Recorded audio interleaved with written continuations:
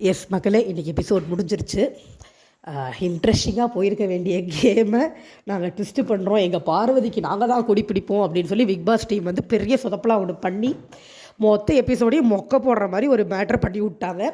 Okay, நம்ம என்ன ஆகுதுன்னு வரிசையாக பார்ப்போம். ஆக்சுவலாக முந்தின நாள் நைட்டில் தான் ஆரம்பிக்குது. திவாகரும் வியானாவும் கிச்சன் தொடச்சிட்டு இருக்கும்போது திவாகர் சொல்கிறாரு, இந்த மாதிரி பிரியங்கா வந்து என்னோடய நடிப்புலாம் நல்லா ரீச் ஆகிருக்குன்னு சொல்லி சொன்னாங்க அப்படிங்கிற மாதிரி சொல்கிறாரு. அது வரைக்கும் ஓகே.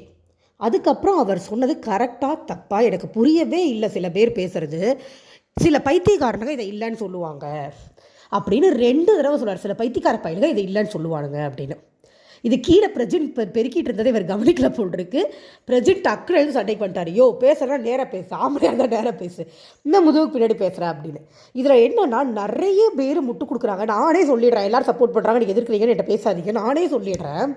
நிறைய பேர் முட்டு கொடுக்குறாங்க. திவாகர் சாதாரணமாக பேசினார், பிரஜின் தேவையில்லாமல் கண்டென்ட்டுக்காக சண்டைக்கு போயிட்டாரு அப்படின்னு. எங்கள் பிரஜின் யாருன்னு தெரியுமா? எனக்கு புரியவே இல்லை சீரியஸாக.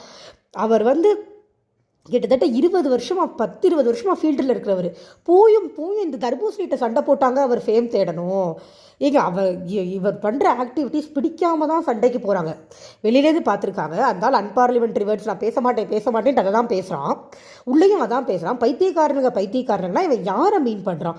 பிரஜினை மீன் பண்ணாததாகவே இருக்கட்டும். பிரஜினை அவன் சொல்லனே வச்சுக்கோங்க. பிரஜினுக்கு வந்து அதை அவரை சொன்னதாக நினச்சிட்டாரு. ஏன்னா மேபி அவர் அந்த விஷயம் சொல்லியிருந்திருக்கலாம். பிரியங்கா போய் சொல்கிறாங்கன்னு சொல்லியிருந்திருக்கலாம். அவங்களுக்குள்ள வாக்குவாதம் போயிருக்கலாம்.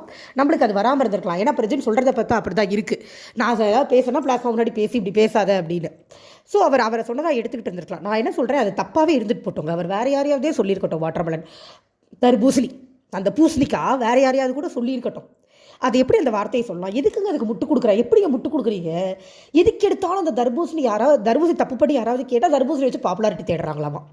20 வருஷமாக இப்போ சிங்கிங் ஃபீல்டில் இருக்கிறவங்க, 20 வருஷமாக சினிமா ஃபீல்டில், சீரியல் ஃபீல்டில் எல்லாத்துலையும் இருக்கிறவங்க, ஒரு காலத்தில் க்ரஷ்ஷாக இருந்தவங்க, அவ்வளோ ஃபேன்ஸ் இருக்கிறவங்க, இந்த ஆளை வச்சு பப்ளிசிட்டி தர வேண்டிய கட்டாயம் என்னங்க வந்தது?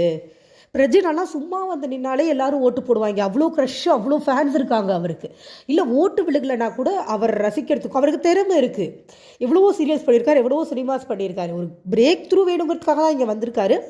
அவர் வந்த இடத்துல அடித்து ஆடணும்னு நினைக்கிறாரு. அவ்வளோதான், ஸ்ட்ராங்காக விளையாடணும்னு நினைக்கிறாரு. அது அவர் ஆக்சுவலாக பெருசாக ஒன்றும் சரியாக பண்ணலான்னு தான் நான் சொல்லுவேன். அவருக்கு ப்ராப்பராக ஸ்ட்ரீம்லைன் பண்ணி பேசவோ பாயிண்ட்டாக பேசவோ தெரியலன்றது தான் என்னுடைய கருத்தும்.